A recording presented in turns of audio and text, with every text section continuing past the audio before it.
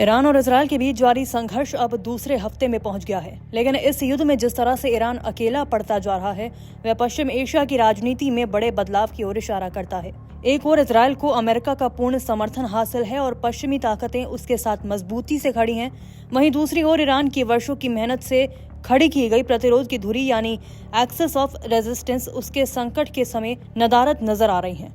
सबसे पहले तो हिजबुल्लाह की बात करें तो हिजबुल्लाह लंबे समय से ईरान का भरोसेमंद मोर्चा रहा है, लेकिन इस बार वे चुप है। 2023 के बाद से इस पर इजरायली हमलों की बौछार से सैन्य क्षमता पर असर पड़ा है। बता दें कि हसन नसरल्लाह की मौत के बाद संगठन के नेतृत्व क्षमता भी कमजोर हुई है। सीरिया के हालात ने भी हिजबुल्लाह की रसद और हथियारों की सप्लाई को बाधित कर दिया है।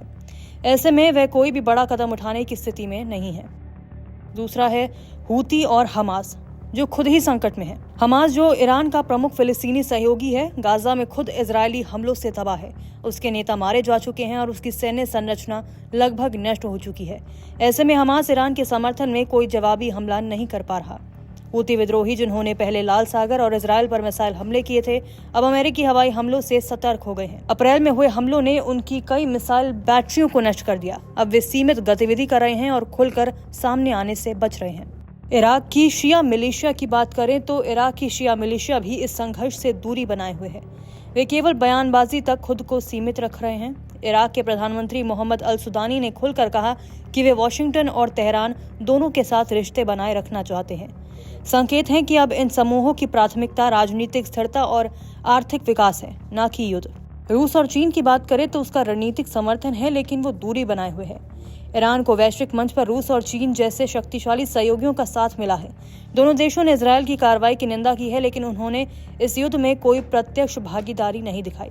यह स्पष्ट संकेत है कि ये ताकतें जोखिम लेने के मूड में नहीं है। उनका लक्ष्य क्षेत्रीय संतुलन बनाए रखना है, न कि आग में कूदना। ईरान, जो दशकों से पश्चिमी एशिया में प्रतिरोध की धुरी बनाकर इजरायल और अमेरिका को घेरने की रणनीति पर काम करता रहा है, आज खुद संकट में है और उसके सहयोगी न केवल खामोश हैं, बल्कि कई तो खुद अस्तित्व की लड़ाई लड़ रहे हैं। ये संघर्ष केवल सैन्य ताकत का नहीं, बल्कि रणनीतिक अकेलेपन और कूटनीतिक विफलताओं का भी प्रतीक बनता जा रहा है। ईरान के लिए ये समय आत्ममंथन का है कि जो मोर्चे उसने खड़े किए वे अब क्यों काम नहीं आ रहे, और क्या अब प्रतिरोध की धुरी की जगह कोई नई रणनीति गढ़ने की जरूरत है। नमस्कार, मैं हूं मानक गुप्ता। अगर आपको हमारा ये वीडियो पसंद आया हो तो इसे लाइक और शेयर जरूर करें, और हाँ, हमें सब्सक्राइब और फॉलो करना ना भूलें ताकि आप देश और दुनिया की कोई खबर मिस ना करें। तो जुड़े रहिए हमारे साथ और देखते रहिए न्यूज़ 24।